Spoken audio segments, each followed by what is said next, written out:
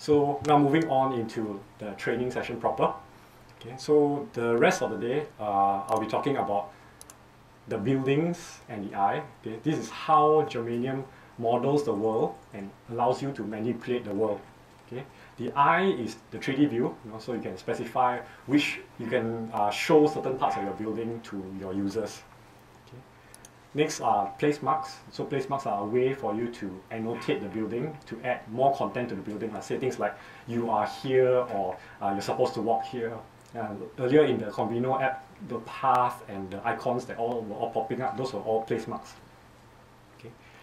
Then after that, we'll move on to looking at having a quick tour of the other features in Germanium. Okay, I won't be training you guys on this, just showing you what's out there. But they are very straightforward. You can take a look at them on your own time. And lastly, just be talking about some general web development issues. So this part is more for those who are not familiar with web development or mobile development yet. And if you want to develop a web app or mobile app for CXA, okay, this is just to give you a head start at some of the common things that you see in any web development scenario. Okay. Okay, so let me start with the buildings and the eye. Okay, so the buildings, or specifically the buildings, blocks, and levels, are how Germanium models the world. Okay, or we call them the BBL for short. So you take, for example, Republic Polytechnic. Okay, it could be modeled as one building complex with a lot of blocks. Okay, and every block has a bunch of vertically stacked levels. Okay. So let's take a look at what it looks like in a 3GUI in the next sample.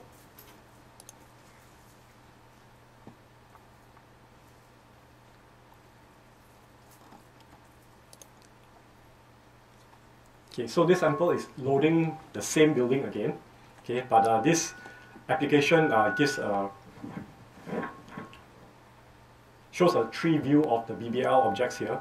So we can see that the building, there's one building with 3 blocks. Sorry about that.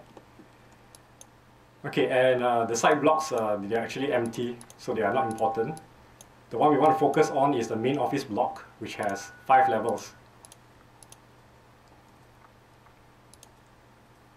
Okay, and if you click on any of the BBL objects, it gives you more information, like tells you the name of the BBL object. It shows you the ID, which we will be using later, descriptions, and more other data like the floor height of the level. Okay, so you can see that the BBL is a very straightforward, intuitive structuring of the building. It's pretty much what you expect a building to have. Okay, so let's move on beyond a GUI and look at... can you hear me? Okay, let me just do without it. Okay, so let's take a look at how you guys as programmers can access the levels, okay, and manipulate them. So we move on to the next link.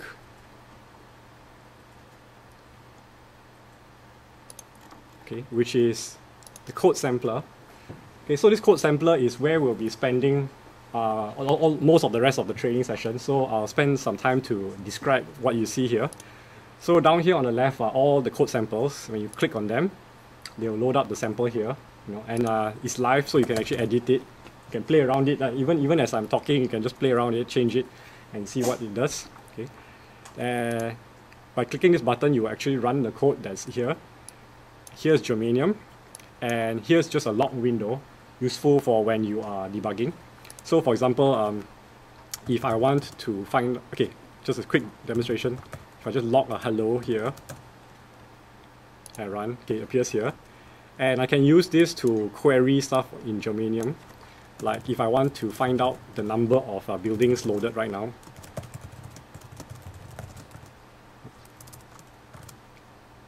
Okay, when I run it, I get 0, obviously. Okay, so you can use this as you're trying out the hands-on session later to debug your code. Okay, so coming back to the first example, okay, this short sample just loads the building, okay, and this is the full load function call. Okay, this line here just makes sure that the scene is empty when we are starting. Then we go into the load function call, which has 4 parts. Okay, so the first part is the URL. So this is just the URL to one of the buildings on our site. Later on, I'll show you guys how what tools we have if you guys want to model your own buildings and host them. Okay, so after you model and host them, you just pass in the URL to that file instead. Okay. The next one is options object. Currently, we have no options, so you just leave it as null first. Okay, and here's where it gets interesting. The last two are callback functions. Okay, so a callback function, what a callback function is, basically here we're asking Germanium to load a file. Okay, and it's going to take a certain amount of time to load a file. Okay, it may take anywhere from 5 seconds to 5 minutes depending on your network connection, your processor speed, and a lot of other variables. So while Germanium is doing this, you may be doing other processing, but you want to be informed when this load function finishes. Okay, so you can pass in a callback function, okay, that Germanium will call when it's done. Okay, so there's 2 of them. There's a success and failure case. So if it works out fine, in this case, it's just going to pop up a message and saying, okay. If it fails, then the callback function actually gets passed 2 extra parameters. One of them is the error message, and the other one is the error code. And for simplicity, we just print out the error message if we do encounter one. Okay.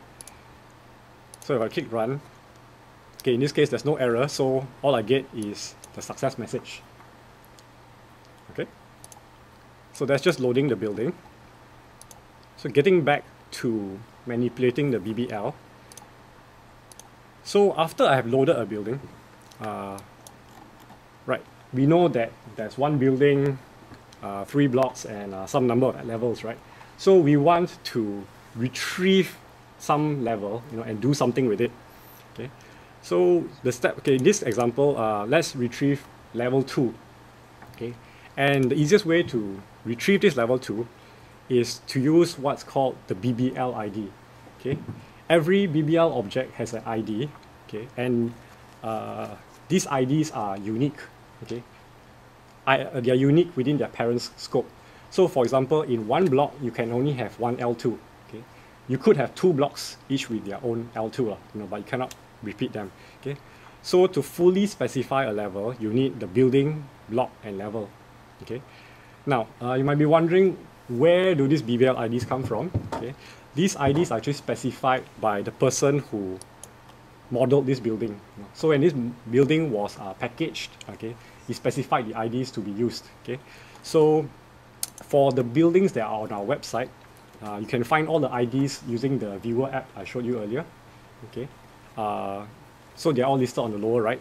Or if you are visiting a building that you have never seen before, you're loading one of your own buildings and you're not sure what the BBL IDs were specified, we have one sample on our website which just dumps out all the BBL IDs in a tree form. Okay, over in our interactive samples.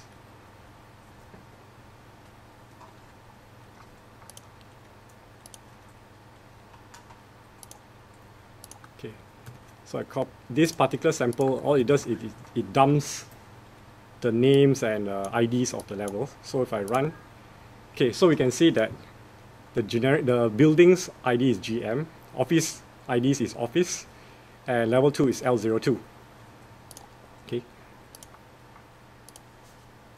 So that's what we feed in here, and Germanium will retrieve the level object for us. Okay.